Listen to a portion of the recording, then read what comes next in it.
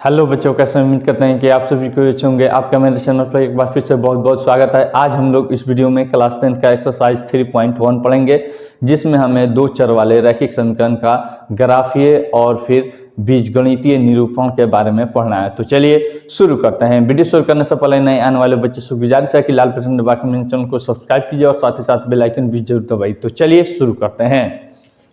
सबसे पहले हम थोड़ा सा इसका बेसिक देख लेते हैं। इसमें हमें क्या पढ़ना है? दो चर वाले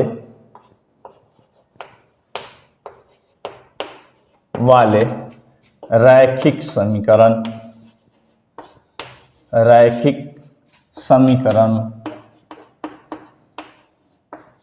जो चीज हमें पढ़ना है पहले उसका मैं बेसिक बता रहा हूं। समीकरण किसे कहते हैं पहले इसको हम देखते हैं। इक्वेशन, समीकरण,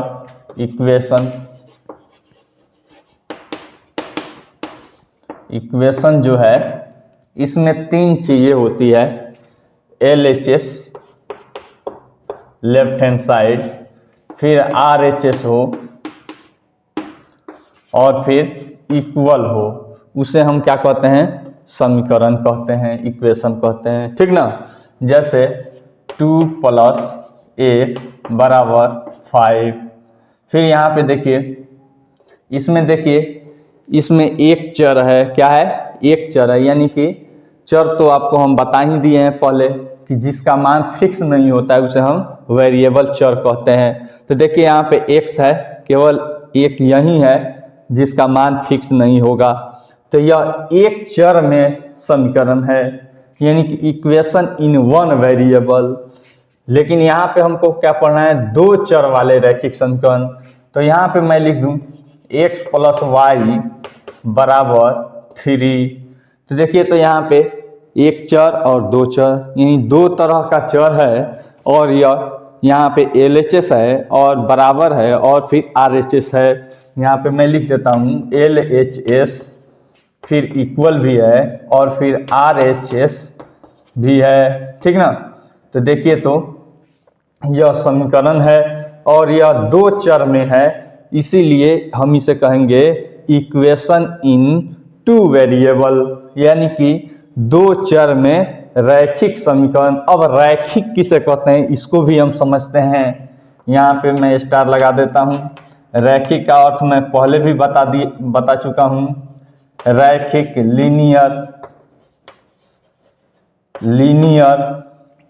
लीनियर का अर्थ होता है जिसमें अधिकतम घात या जिस भी बहुपद का अधिकतम घात एक होता है उसे हम रैखिक कहते हैं। यहाँ पे मैं लिख देता हूँ जिस बहुपद का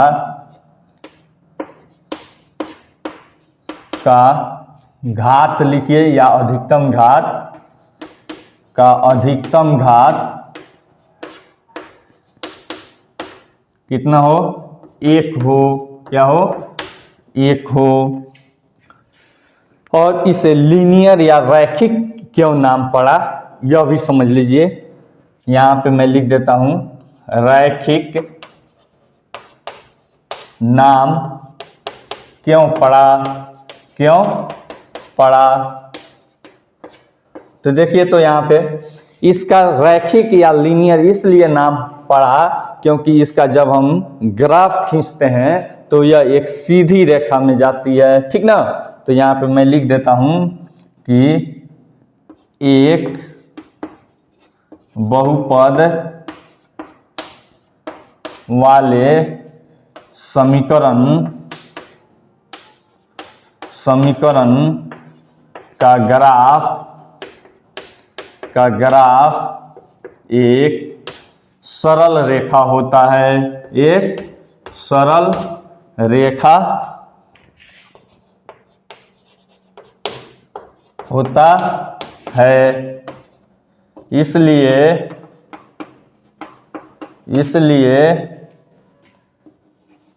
इसे रैखिक यानी लीनियर कहते हैं। इसका हम ग्राफ भी देखेंगे। जैसे यहाँ पे यूं रहता है, यह हमारा, या ऐसे हम लोग को 10th क्लास में दोनों तरफ न पढ़ना है। यह हमारा देख लीजिए यहाँ पे x डैश, यह y और यह y डैश, तो इस तरह से रहता है। तो मान लीजिए हमारा x प्लस वाई बराबर हमारा 2 है। तो इसका हमें ग्राफ खींचना है। तो देखिए यहाँ पे 1 2 3, यहाँ पे 4, और यहाँ पे 1, फिर यहाँ पे 2, फिर यहाँ पे 3, यहाँ पे 4, इस तरह से -1 -2 -3 -4, इधर -1 -2, इस तरह से रहेगा। तो देखिए यहाँ पे इसका जब मैं ग्राफ खींचूंगा तो x प्लस वाई, अगर x को 1 मानते हैं तो y भी हमारा क्या हो जाएगा, 1 हो जाएगा। तो यानी कि यह यहाँ पे आ जाएगा, ठीक है। और फिर थोड़ा सा यहाँ आ रहा है, और फिर अगर मैं x को 2 मानता हूं तो वह यहाँ पे आ जाएगी, ठीक है। और अगर y को 2 मानता हूं तो x हमारा क्या हो जाएगी, 0 हो जाएगी, यानी यहाँ पे आ जाएगी। और ग्राफ खींचने के लिए हमें कम से कम 2 बिंदु की जरूरत होती है। इसे आप 9th क्लास में पढ़ चुके हैं। इसका हमें हल निकालना है, और हल के बारे में थोड़ा सा टेढ़ा हो गया। तो देखिए यहाँ से होते हुए यूं आएगी, यह है हमारा इसका ग्राफ। देखिए एक सरल रेखा है, क्या है, एक सरल रेखा है, इसीलिए हम इसे क्या कहते हैं, रैखिक समीकरण। यहाँ पे यह जो ग्राफ है x प्लस वाई बराबर 2 एक सरल रेखा है, इसीलिए हम इसे क्या कहते हैं, रैखिक समीकरण। यानी कि जिस समीकरण का अधिकतम घात 1 होता है उसे हम क्या कहते हैं, रैखिक समीकरण। क्यों कहते हैं, क्योंकि उसका जो ग्राफ हम खींचते हैं, ड्रॉ करते हैं, तो वह एक सरल रेखा होती है। इसी के आधार पर हमको एक्सरसाइज 13.1 पढ़ना है। और यह देखिए, यह ग्राफीय रिप्रेजेंटेशन है, और यह जो है यह बीजगणितीय निरूपण है।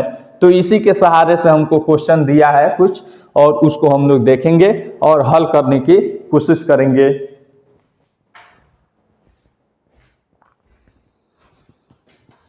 एक नंबर क्वेश्चन में हम देखते हैं, कह रहा है आफताब अपनी पुत्री से कहता है 7 वर्ष पूर्व मैं तुमसे 7 गुनी आयु का था, अब से 3 वर्ष बाद मैं तुमसे केवल 3 गुनी आयु का रह जाऊंगा।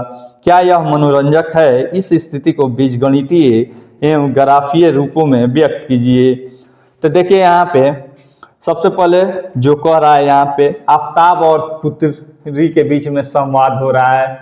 तो यहाँ पे मैं लिखूंगा आफताब, और फिर यहाँ पे लिखूंगा पुत्री, ठीक है। अब यहाँ पे वर्तमान उम्र इसका मैं मान लूंगा, माना, यहाँ पे लिखिएगा माना वर्तमान उम्र। आफताब का कितना है, x मान लेता हूं मैं, हमको मानना है, आप कुछ भी मान सकते हैं। और पुत्री को मैं y मान लेता हूं। अब कह रहा है 7 वर्ष पहले, तो यानी कि 7 वर्ष पूर्व। अब देखिए मान लीजिए हमारा अभी उम्र है 26, तो 7 साल पहले कितना होगा, तो 26 में से 7 घटा लेंगे। तो उसी तरह से अभी इनका x है, तो 7 वर्ष पूर्व क्या हो जाएगा, x - 7, और इनका भी घट जाएगा y - 7, ठीक है। और फिर यहाँ पे कह रहा है, अब इसी के आधार पर 7 वर्ष पूर्व मैं तुमसे 7 गुनी आयु का था। तो 7 वर्ष पूर्व यहाँ पे प्रश्न से लिखिएगा, इसके बाद प्रश्न से 7 वर्ष पूर्व, यानी कि यह 7 गुनी है, तो इसमें 7 से हम गुना करेंगे तो दोनों बराबर हो जाएंगे। तो x - 7 बराबर 7 × y - 7। तो यहाँ पे x - 7 बराबर 7y और -49।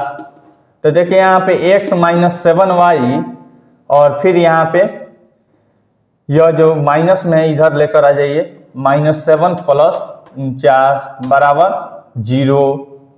तो यहाँ पे देखिए x माइनस 7y और यहाँ पे प्लस 42 बराबर जीरो।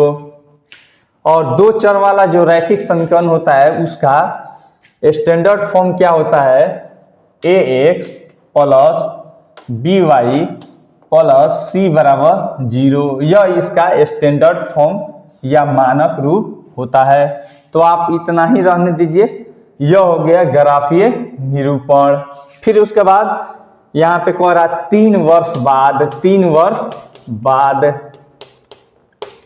तो 3 वर्ष बाद अभी वर्तमान x है तो x प्लस 3 और पुत्री का क्या हो जाएगा y प्लस 3। कह रहा है कि 3 वर्ष बाद मैं केवल तुमसे 3 गुनी रह जाऊंगा। तो 3 गुनी रहने के लिए यहाँ पे फिर प्रश्न से लिखेंगे, प्रश्न से x प्लस 3 बराबर 3 इंटू वाई प्लस 3। यहाँ पे x प्लस 3 बराबर 3y प्लस 9। यहाँ पे x माइनस 3y और फिर इधर देखिए प्लस 3 और माइनस 9, यह दोनों प्लस में इधर आएगा तो माइनस में, बराबर जीरो। x माइनस 3y और माइनस 6 बराबर जीरो। ठीक ना। तो देखिए यह हो गया एक हमारा आपको बीजगणितीय निरूपण। यह और यह समीकरण 1 हो गया और यह हो गया समीकरण 2 हो गया। कोई दिक्कत? अब कह रहा है हमसे ग्राफीय निरूपण कीजिए। क्या कीजिए? ग्राफीय निरूपण। अब देखिए ग्राफ बनाने के लिए हम कैसे बनाते हैं इसको आपको समझना जरूरी है। ग्राफ बनाने के लिए सबसे पहले उसका मान हमें निकालना आना चाहिए और स्केल हमारे पास होनी चाहिए। तो देखिए इसका मान हम कैसे निकालते हैं यह चीज आपको देखना है। तो यहाँ पे मैं लिख सकता हूँ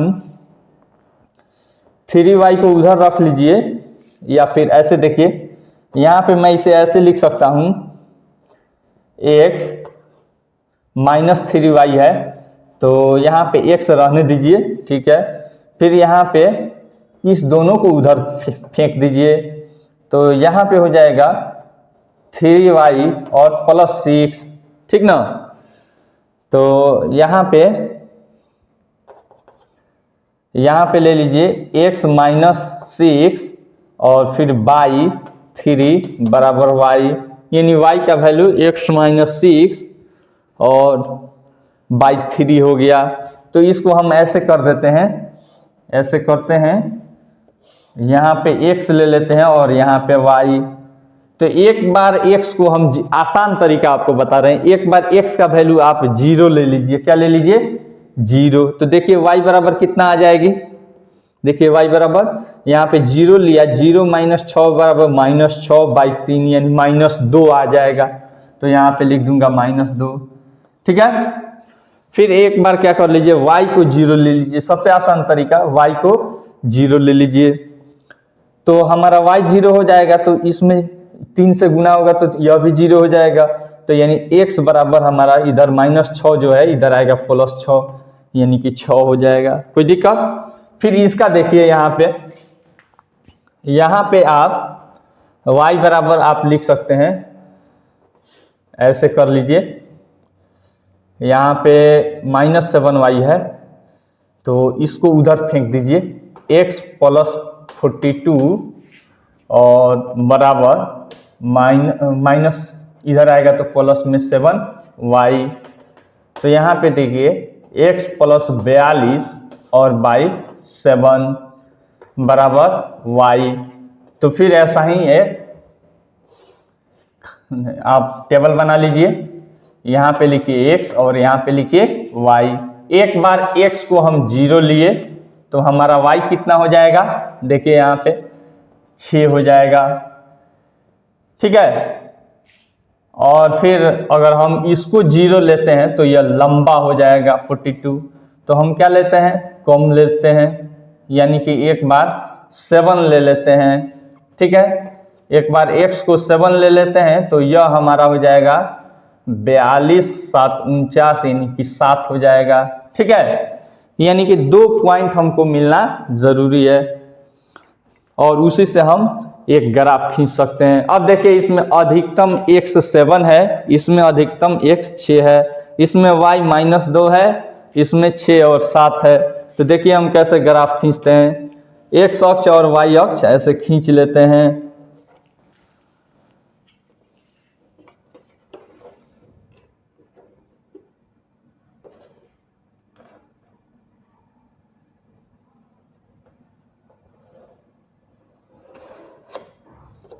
यह हम ऐसे खींच लेते हैं।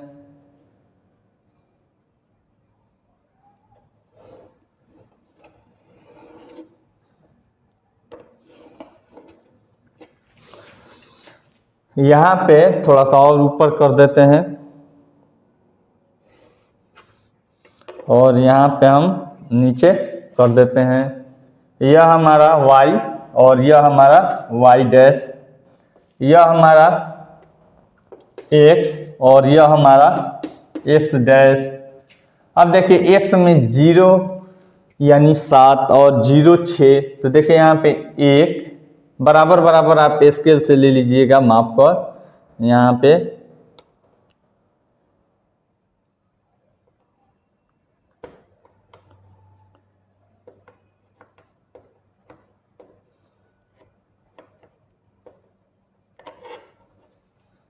इस तरह से आप लिख सकते हैं। देखिए यहाँ पे 1 2 3, यहाँ पे 4, स्केल से बराबर लीजिएगा तो आपका अच्छा दिखेगा। 5 6 और फिर 7। फिर इधर y में देखिए तो यहाँ पे 6 और 7 है, यहाँ पे -2 0 है, तो 6 7 हम ले लेते हैं। स्केल से हम माप लेते हैं।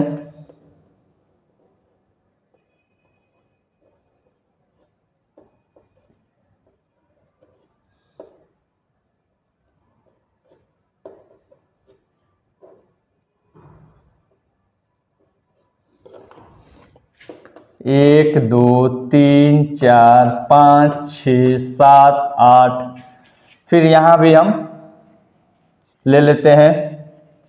देखिए यहाँ पे हम लेते हैं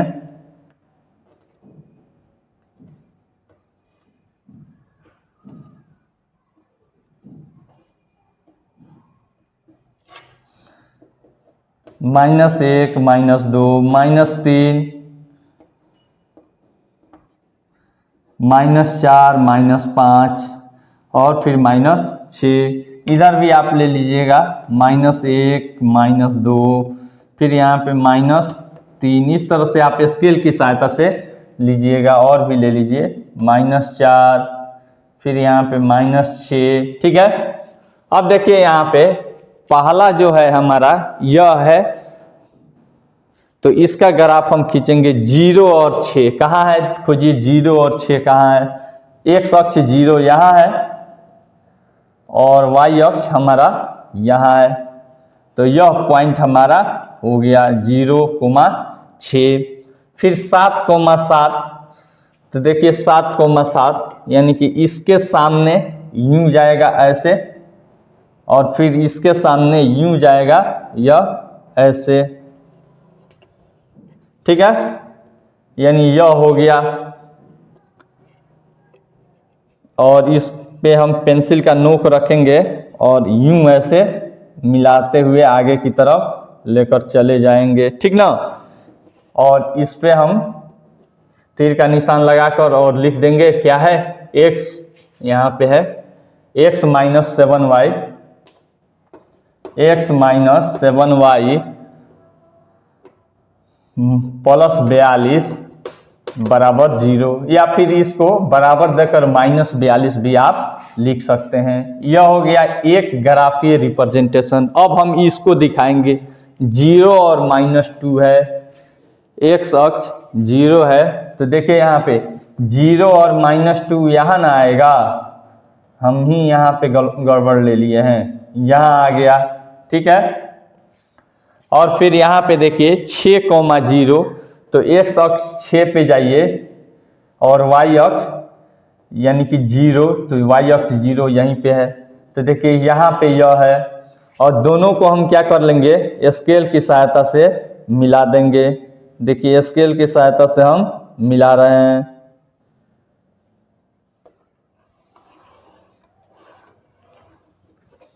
इसको आगे की तरफ आप बढ़ा दीजिए। ठीक है, तो देखिए यहाँ पे आगे की तरफ हम बढ़ा दिए और इस पे तीर का निशान हम लगाकर लिख देंगे जो समीकरण है x माइनस 3y बराबर 6 लिख लीजिए, या फिर -6 बराबर 0। इस तरह से आप इसका ग्राफीय निरूपण कर सकते हैं। यह है हमारा ज्यामितीय निरूपण, ज्यामितीय कर रहे हैं आपको अलजेब्रिक, हाँ, और फिर बीजगणितीय आप कह सकते हैं, और फिर यहाँ पे यह है बीजगणितीय और यह दोनों है आपका ग्राफीय या फिर ज्यामितीय निरूपण। ठीक ना, चलिए उतारना है तो उतारिए, नहीं तो फ्रेश करते हैं।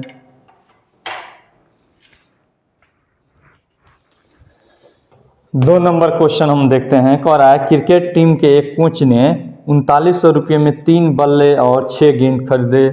बाद में उसने एक और बल्ला तथा उसी प्रकार की 3 गेंदें 1300 रुपये में खरीदी। इस स्थिति को बीजगणितीय तथा ज्यामितीय निरूपण में व्यक्त कीजिए। तो देखिए यहाँ पे कितना बल्ला है, बल्ला और गेंद खरीदे हैं। यहाँ पे बल्ला है और यहाँ पे गेंद है।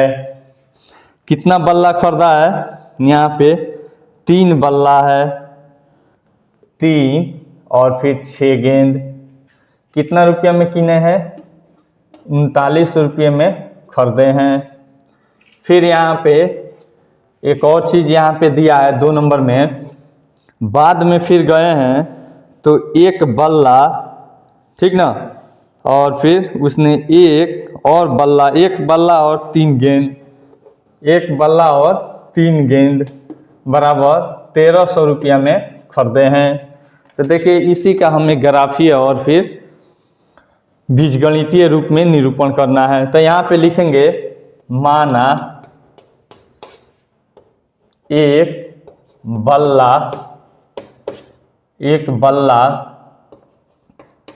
की कीमत बराबर x रुपया तथा एक गेंद की बराबर y रुपया।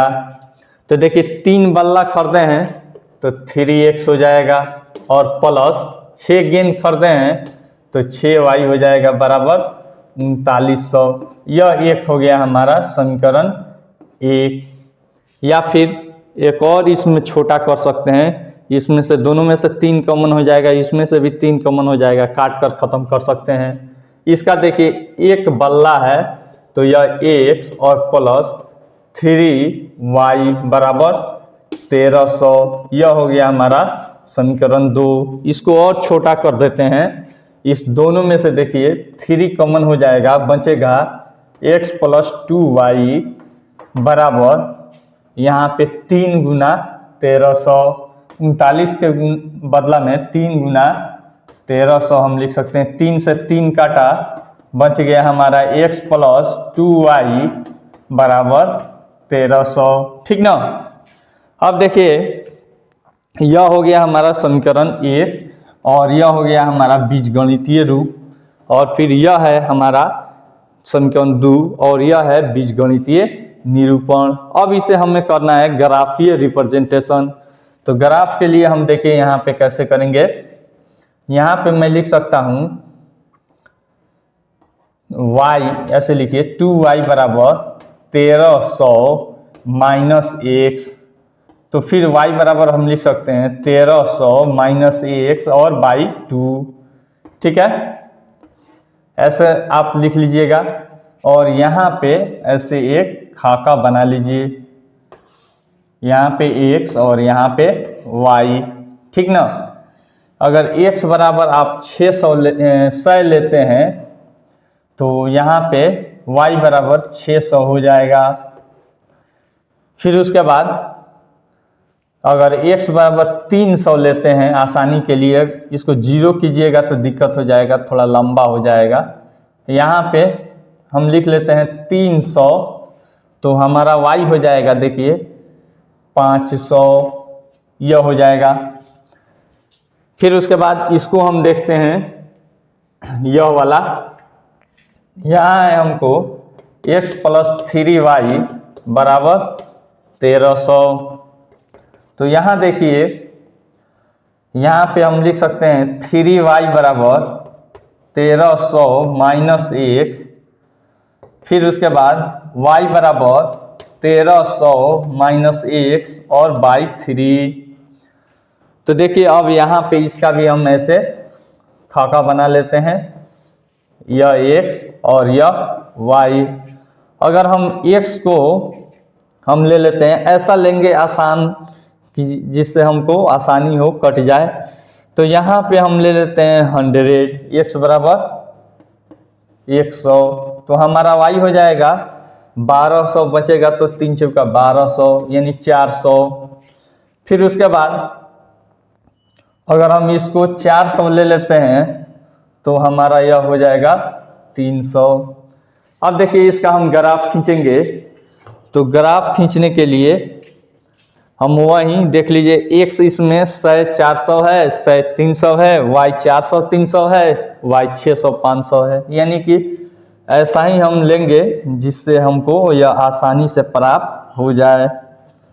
यह हो गया हमारा, थोड़ा सा और ऊपर भी कर देते हैं कि हमको आसान रहे। यूं खींचा, आप कॉपी पे बनाइएगा स्केल की सहायता से तो अच्छा दिखेगा। यहाँ पे बोर्ड पे मैं बना रहा हूँ तो थोड़ा कहीं अच्छा नहीं दिखे, लेकिन फिर भी मैं कोशिश कर रहा हूँ कि अच्छा बने। फिर और इधर बढ़ा लेता हूँ।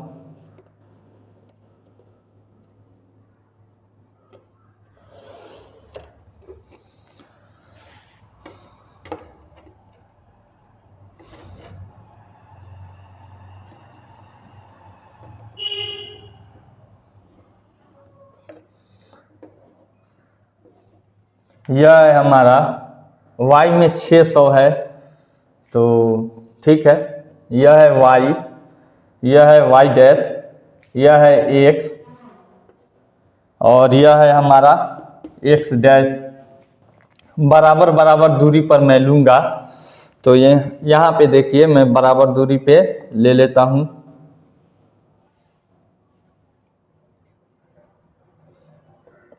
एक यूनिट, 2 यूनिट, फिर यहाँ पे 3 यूनिट, फिर यहाँ पे 4 यूनिट, फिर यहाँ पे 5 यूनिट, फिर यहाँ पे 6 यूनिट, फिर आगे भी आप ले सकते हैं। यहाँ पे देखिए 100 का अंतराल मैं ले लेता हूँ, 100 का अंतराल मैं ले लेता हूँ। 100, 200, 300, 400, 500, 600। फिर इधर भी मैं बराबर बराबर दूरी पे लूँगा तो हमको आसानी रहेगी। 1 यूनिट, फिर यहाँ पे 2 unit, 3 unit, 4 unit, 5 unit, 6 unit, 7 unit, यहाँ आ रहा है 7 यूनिट। देखिए यहाँ पे 100, 200, 300, फिर उसके बाद यहाँ है 400, 500, 600 और फिर यह 700। इधर भी आप ले लीजिए।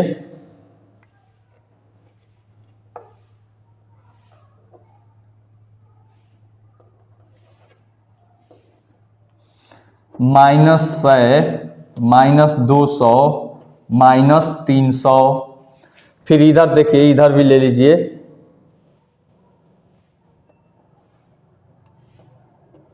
इस तरह से -100, -200, -300 और इधर -400 आप ले लीजिए। अब देखिए हमको पहले एक नंबर वाला यह है हमारा, तो इसका मैं ग्राफ खींचूंगा 100 और 600। तो 100 कहाँ है, x का यहाँ है, 600 कहाँ है, तो यहाँ है। तो इधर से यह आएगा ऐसे और इधर से यूं जाएगा ऐसे। तो देखिए मैं ऐसे देख लेता हूँ, यहाँ पे यह आ रहा है ऐसे, यहाँ पे मिल रहा है, यहाँ पे यह मिल रहे हैं, ठीक है। तो यह हो गया हमारा 100,600। फिर अगला है हमको 300 और 500। तो 300 यहाँ है और 500 यहाँ है। तो 500 वाला यूं खींच दीजिए। आपका ग्राफ पेपर भी मिलता है, उस पर भी आप बनाने की कोशिश कीजिएगा। फिर यहाँ से यूं हम खींच रहे हैं,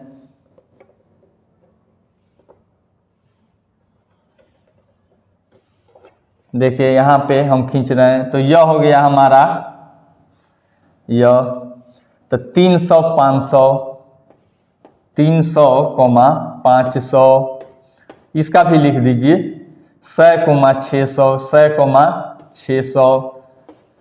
और फिर स्केल की सहायता से इसको यूं बढ़ा दीजिए, ठीक है। और इसको आप लिख सकते हैं यह वाला x + 2y = 1300। फिर उसके बाद इसको हम देखते हैं, यहाँ पे है हमारा 100, 400। तो देखिए यहाँ पे 100 है और 400, तो यहाँ पे सिंपल दिख रहा है, तो यहाँ पे हो गया। फिर उसके बाद है 400, 300, यहाँ है 400 और यहाँ है हमारा 300। तो 300 वाला हम खींच लेते हैं ऐसे,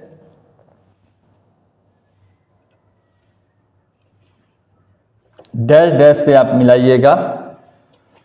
तो यहाँ पे 400, 300 और यहाँ पे 400 वाला है, यहाँ आ रहा है, तो यहाँ हो गया, ठीक है। तो इसको स्केल की सहायता से हम क्या करेंगे, यूं मिला देंगे, स्केल की सहायता से मिला देंगे, ठीक है।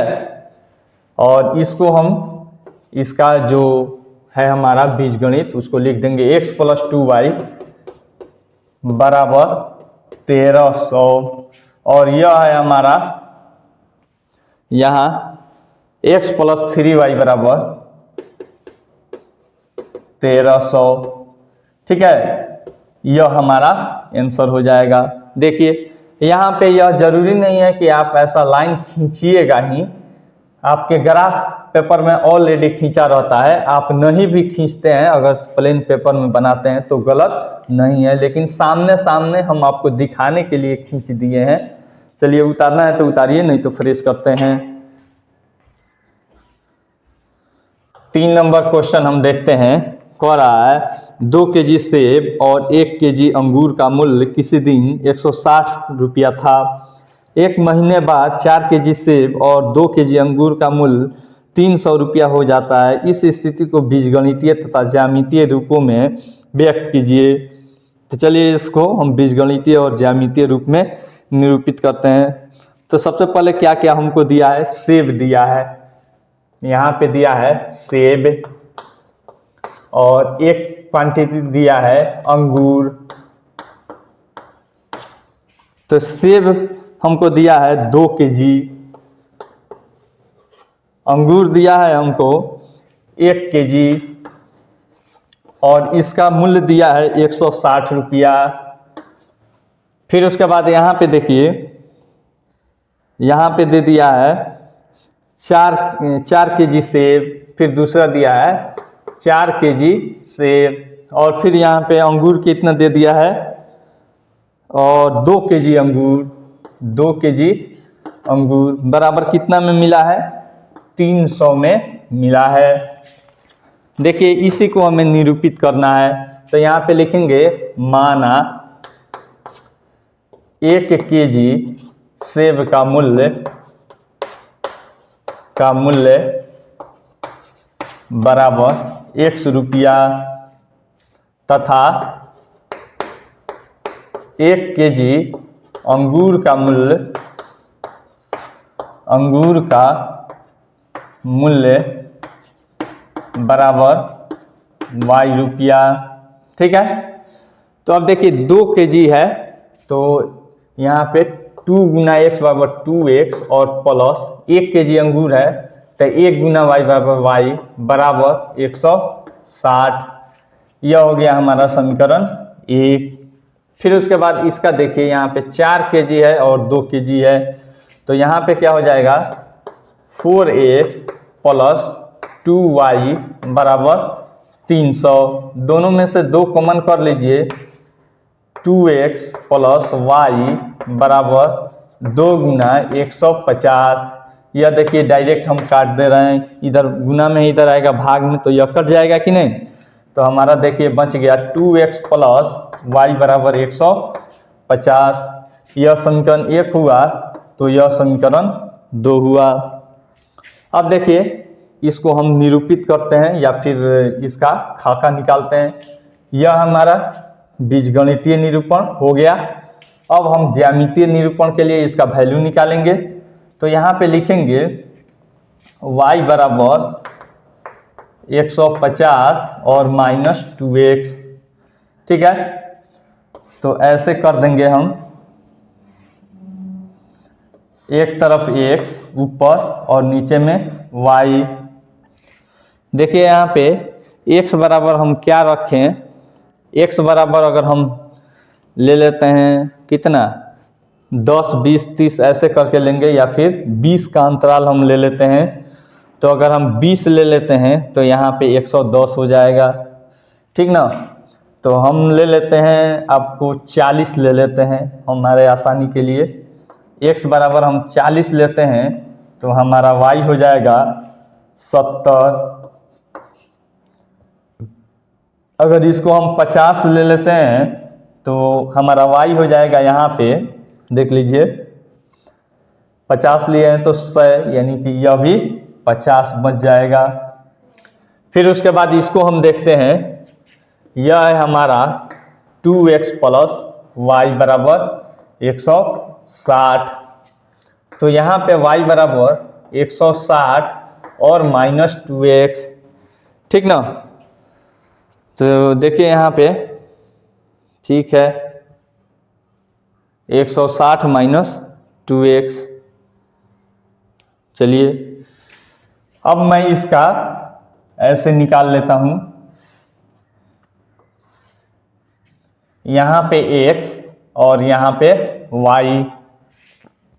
अगर x बराबर हम ले लेते हैं इसी तरह से, एक बार 40 ले लेते हैं, एक बार 50 ले लेते हैं। चलिए 50 ले लिए, x बराबर हम 50 लेते हैं तो हमारा हो जाएगा 100 में से 160 में से 100 जाएगा तो 60 हमारा बच जाएगा। एक बार अगर हम 60 ले लेते हैं तो दूसरी बार हमारा हो जाएगी 40। यह हो गया हमारा एक रिप्रेजेंटेशन। अब देखिए यहाँ पे, अब x अधिकतम 50 60 और इसमें 40 50, इसमें है y 70 50 और इसमें है हमारा 60 40। तो यानी कि इधर वाला और इधर वाला थोड़ा ज़्यादा रहेगा। तो देखिए हम बनाते हैं यहाँ पे,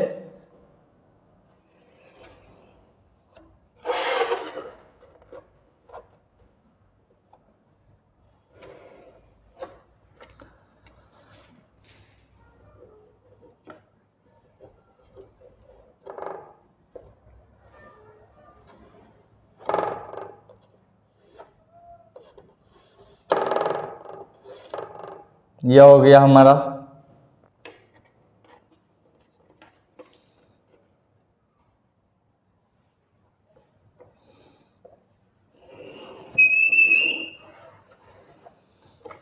यह हो गया, यहाँ पे दे दीजिए y और यह है हमारा y डैश, यह है हमारा x और यह है हमारा x डैश। यह तो मूल बिंदु ओरिजिन है 0 0। अब देखिए यहाँ पे हमको x अक्ष में देखिए 60 60 तक लाना है, तो 10 10 का मैं अंतराल ले लेता हूँ, ठीक ना। 10 10 का मैं अंतराल ले लेता हूँ, तो यह हो जाएगा हमारा देखिए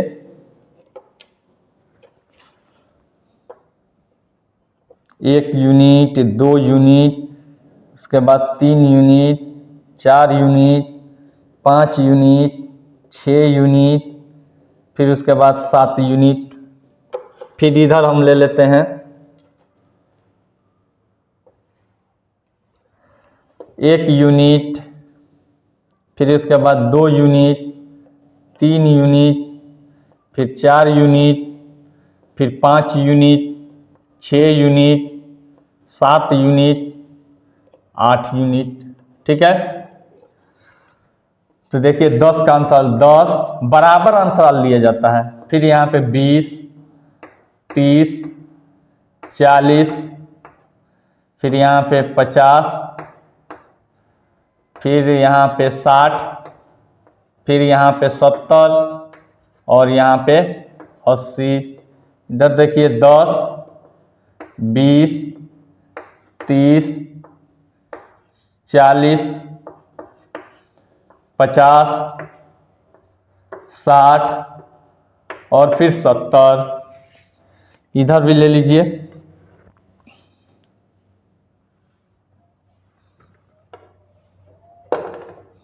एक यूनिट, 2, फिर 3, इधर भी ले लेते हैं 1 यूनिट, 2 यूनिट, 3 यूनिट और फिर 4 यूनिट और 5 यूनिट। -10, -20, -30, -40 और फिर -50। इधर -10, -20, -30। अब देखिए हमको पहले यह वाला 1 नंबर वाला हम ड्रॉ करते हैं। 50 और 60 हमको लेना है, तो 150 यहाँ है और 60 इधर है। तो पहले इसको हम यूं करते हैं,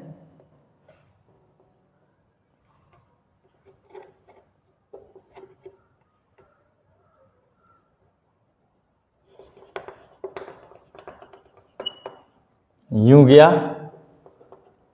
फिर उसके बाद ऐसे यूं रखा इसको और फिर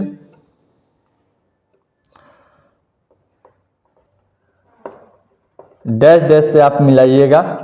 यहाँ पे हमारा आ रहा है, हम सीधी देखने के लिए इसको हम मिला रहे हैं। यह हो गया 60 और 50, फिर 60 और 40।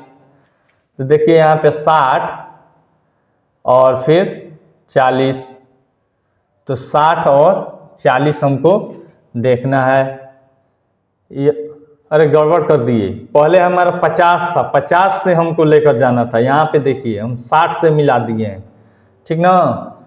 तो देखिए इसको गड़बड़ आप नहीं कीजिएगा, पहले 50 हमको लेना है और तब इधर से 60 लेना है। तो यहाँ से हमारा यूं जाएगा, यहाँ पे आया हमारा कितना, 50 और 60। फिर यहाँ पे 60 और 40 है, तो 40 यूं आएगा, स्केल से आप ऐसे देख लीजिएगा और फिर यहाँ से यूं आएगा परपेंडिकुलर, ठीक ना। थोड़ा सा और नीचे आएगा, यह हमसे मिस्टेक हो जा रहा है हाथ से। यहाँ पे आप स्केल से बनाइएगा और ग्राफ पेपर में बनाइएगा तो मिस्टेक नहीं होगी। अब इस दोनों पॉइंट को हम क्या करेंगे, स्केल की सहायता से मिलाते हुए आगे की तरफ बढ़ा देंगे। यहाँ पे पेंसिल का नोक दोनों रख लेंगे, यूं बढ़ाया, यूं बढ़ाया, ठीक है ना। और इसको लिख दीजिएगा 2x + y, 2x + y बराबर 160। फिर उसके बाद इसको खींचते हैं, 40 और 70 है, तो 40 यहाँ है और 70 आपका इधर है। तो देखिए यहाँ पे इसको ऐसे खींचते हैं हम,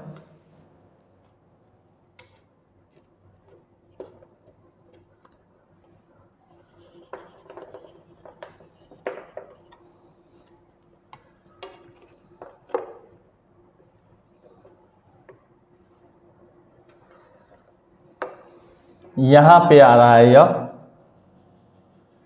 ठीक ना। तो यह हो जाएगा आपका 40 और 70, ठीक है। फिर उसके बाद 50 50 है, तो 50 और 50 यहाँ है 50 50, दोनों को हम क्या करेंगे, पेंसिल से हम पेंसिल का नोक रखते हुए मिला देंगे और इसको हम एरो का साइन यहाँ पे लगाकर लिख देंगे। इसका है आपका 2x plus Y, 2x plus Y बराबर 150, ठीक ना। तो इस तरह से आप ग्राफीय रिप्रेजेंटेशन या फिर ज्यामितीय रिप्रेजेंटेशन आप कर सकते हैं। और इसका नाम इसी कारण पड़ा है कि जो भी हमारा बहुपद होता है, अगर उसका अधिकतम घात 1 होता है तो उसका जो ग्राफ होता है वह एक सरल रेखा होता है, इसीलिए इसका नाम पड़ा है रैखिक। क्या नाम पड़ गया है, रैखिक समीकरण या फिर रैखिक बहुपद, आप जो भी पढ़ते हैं रैखिक के रूप में उसका ग्राफ सरल रेखा होता है, इसीलिए उसका नाम रैखिक पड़ा है। चलिए आपका यह चैप्टर खत्म हुआ। अगला चैप्टर है रैखिक समीकरण युग्म का ग्राफीय विधि से हल। तो ग्राफ के सहारे से उसका हल हम देखेंगे। चलिए उतारना है तो उतारिए, नहीं तो फ्रेश करते हैं।